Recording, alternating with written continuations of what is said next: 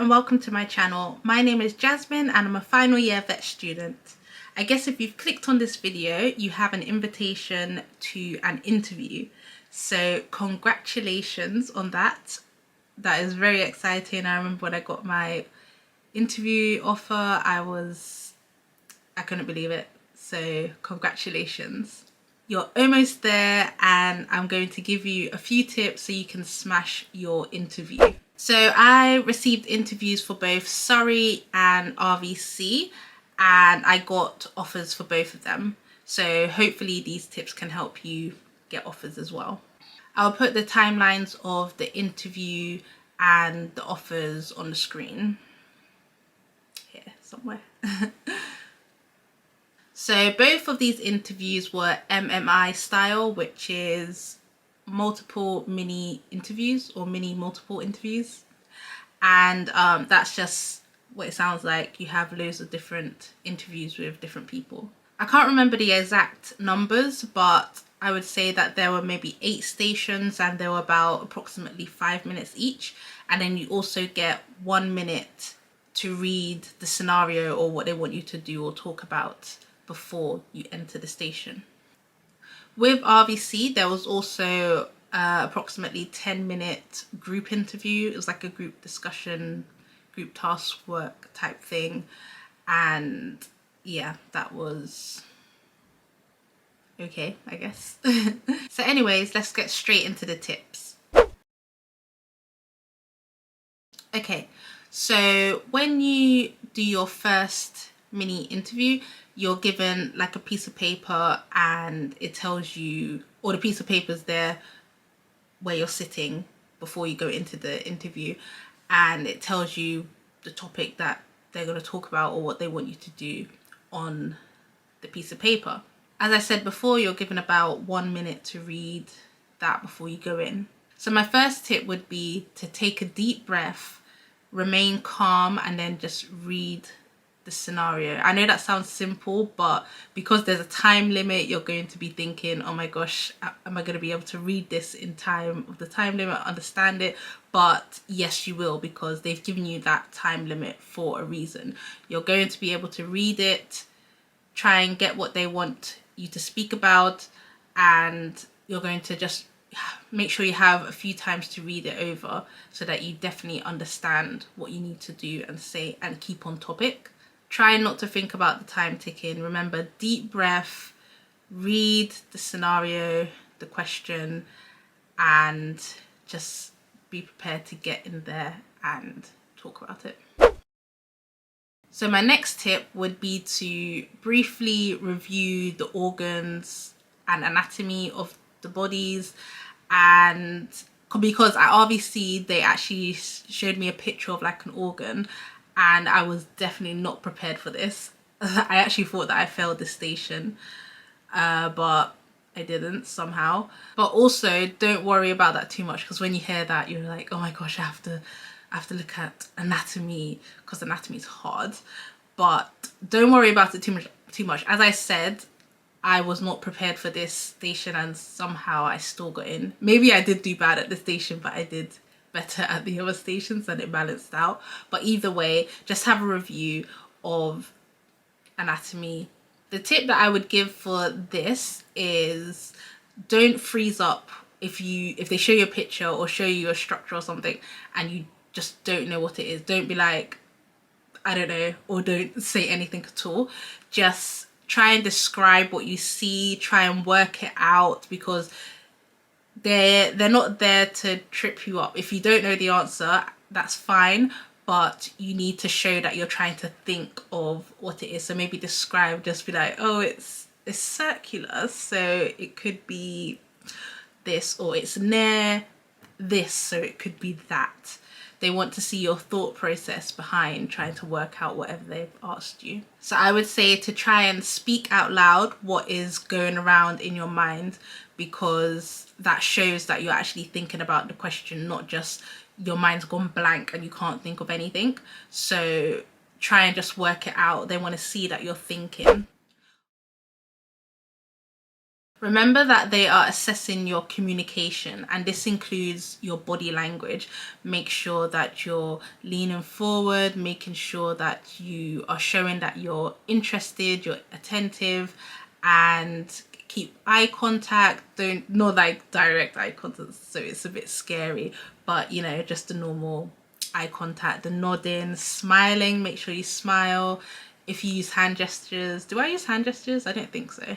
Maybe I do a little bit, but you can include that as well. Just make sure that you're showing that you are listening and that you are interested. It's important to remember that this style of interview is so that you can have mini conversations with each interviewer. It's not like they're gonna ask you one question and you have to say like a whole paragraph that you've memorized or anything. It's a back and forth conversation, so they want to see your communication skills. I would say to read up on some current affairs in the veterinary world, because even if they don't ask you this directly, you can incorporate this knowledge that you've read up on into some of your answers, and you might be able to score some extra points with the examiner if you impress them. They could also ask you directly something about a current affair in the veterinary world, so obviously you won't be able to read up on everything, but it's just good to have some sort of knowledge of something. So I would say to make sure that you write out all of your work experiences, and then also put the pros and cons, what went well, what didn't go well, what you learned from these work experiences, because this will make sure that they're fresh in your mind. And they might have like a list of your work experience, especially if, like for RVC, actually for both you had to put in your experiences, so they might have printed that out, and then they might ask you about a specific one, and if you did it ages ago then it might be hard to remember and to talk about it. So if you go over your work experience, then that'll be fresh in your mind, so you'll be able to talk about it. This is also good because if they ask you a question, for example, I don't know, a quality or skill that you might have, you can also back this up with an example from your work experience, and then that will just be better.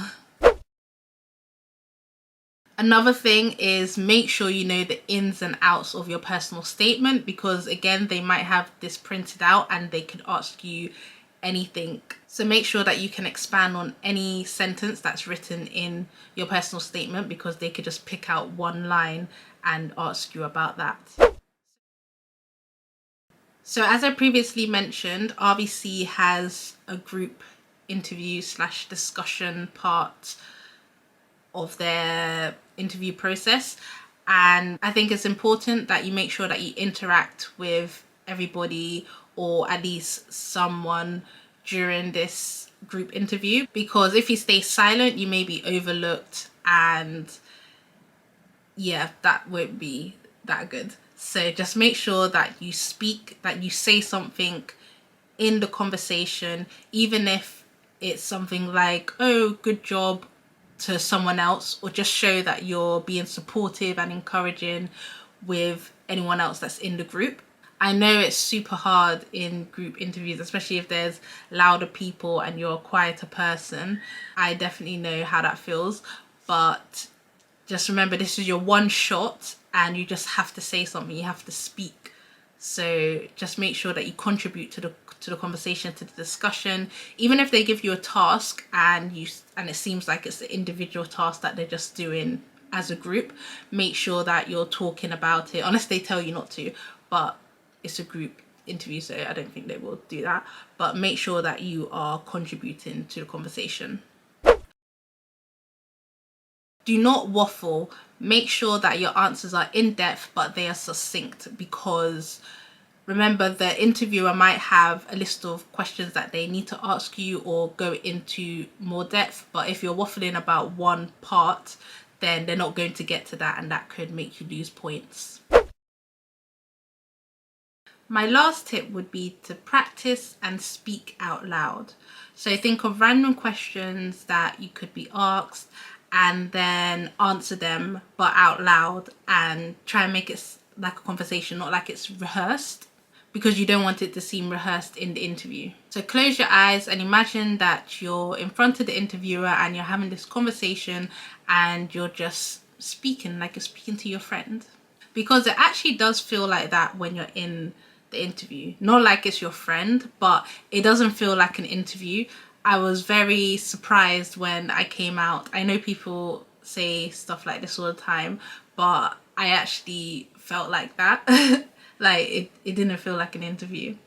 Make sure that your answers come naturally. So every time you're practicing, what you say is going to be slightly different because you're not reading from a piece of paper, but that's good because when you're speaking to the interviewer, it will come out different. And you just need to remember that it's a conversation with the interviewer, and you just need to let what you say flow naturally and it'll be good. Okay, so here's a bonus tip for you that really helped me. If you don't feel confident, just fake it. I felt confident because I was faking it, if that makes sense. So in the morning of the interview, I literally looked at myself in the mirror. I was standing in front of the mirror. This was before I was about to leave to go to the interview. And I was like, Jasmine, you've got this. You have an interview. They want to see you. All you need to do is smash the interview, be confident, just do well, and you'll get there. Everything that has been leading up to this moment, you can do this. I literally was looking myself dead in the eye and saying that. And then on the way to the interview, I was taking deep breaths and just trying to keep calm, and kept saying, you can do this, you can do this. They want to see you. Because they do, like, they've read your personal statement, they've done all that stuff before that you need to get the interview, and they just want to see that you're a good fit for them. So you just need to do your best, be confident. I just kept telling myself that I deserve to be there.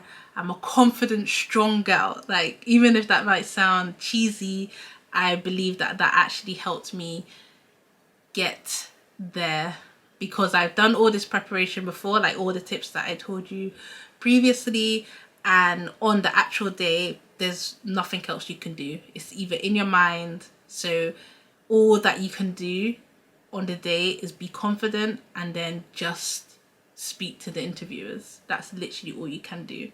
So the best thing is to make sure that you try and reduce your nerves and your stress. Obviously you're still going to be nervous, but just reduce it as much as possible so that you can perform your best. And that is my final tip. So those are all the tips that worked for me. That's literally what I did before my interview, and they worked for me, so hopefully they work for you as well. So thank you so much for watching this video, and good luck for your interview.